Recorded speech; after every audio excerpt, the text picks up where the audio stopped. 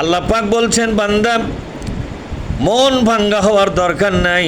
ফাসাতা'লামুনা মান আসহাবুস সিরাতিস সাবিয়্যি। কোন আল্লাহু আকবার।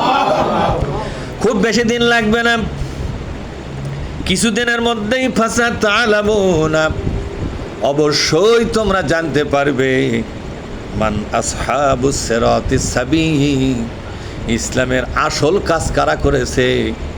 এটা আমি দুনিয়ার সমস্ত মানুষকে এবং তোমাকে সহ সবাইকে জানায়া দেব। তোমরা সবাই জানতে পারবে যে সিরাতান সাবিয়া, সঠিক ইসলামের দাওয়াতি মিশনে কারা ছিল।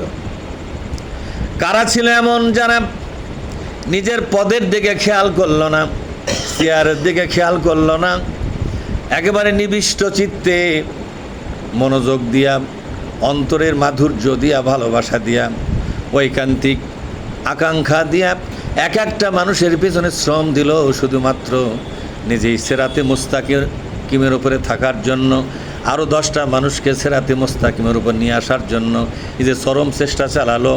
আল্লাহ পাক বলছেন খুব বেশি দেরি হবে না, অল্প কিছুদিনের মধ্যেই আমি এটাকে ফ্লাশ আউট করে দেব।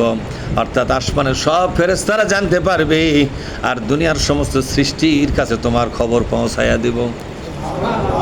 সব সৃষ্টির কাছে তোমার খবরটা আমি পৌঁছে দেব। এই এলাকার কিছু লোক তোমাকে চিনবে না, তা কী হয়েছে? হাদিস শরীফের মধ্যে আসছে কেমনে খবরটা পৌঁছানো হয়। সাহাবারা প্রশ্ন করলেন, ইয়া রাসূলুল্লাহ, যে মানুষটা সত্যিকার ইসলামের পথে কাজ করতেছে তার খবরটা দুনিয়ার সব জায়গায় কে পৌঁছাবে? রাসূলুল্লাহ বললেন, শুধু পৌঁছানো নয়, সাগরের ভিতরে ভেসে চলা, সন্তরণ করা কোনো ছোট্ট একটা মাছ, সে মাছের কাছেও লোকটার খবর আল্লাহ নিজের দায়িত্বে পৌঁছে দেয়। এমনকি মাটির ভিতরে, মাটির গভীরে কোনো ছোট্ট পোকা, এই পোকাটার কাছেও এই ভালো মানুষের খবরটা পৌঁছে দেওয়া হয়।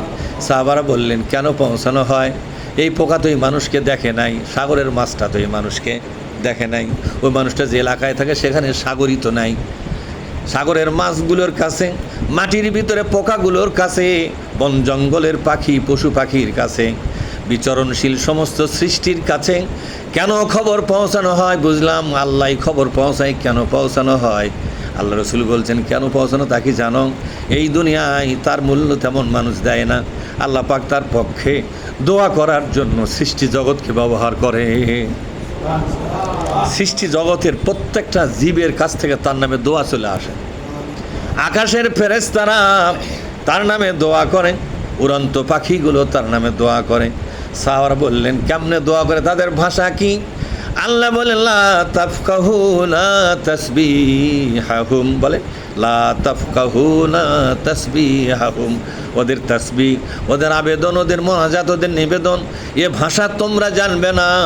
যে জন্তু, যে পাখি, যে জীবজন্তু, যে মাছ, যে পোকামাকড় যে ভাষায় কথা বলে, এই ভাষায় স্বয়ং আল্লাহ তাআলা নিজের কানে তার শোনেন এবং বোঝেন, আর দোয়াটা কবুল করে নেয়। সুবহানাল্লাহ। তাহলে বলেন তো, ভালো মানুষের কপাল ভালো না খারাপ? ভালো মানুষের কপাল ভালো। এই জন্য কোরআন সকল মানুষকে ভালো বানাবার চেষ্টা করতেছে। কেন? এরপর আল্লাহ তাআলা বলছেন, ওমান ইহতাদা, আর সত্যিকার হেদায়েতের উপর কে আছে আল্লাহ সেটা প্রকাশ করে দেবেন, খুব বেশি দিন লাগবে না।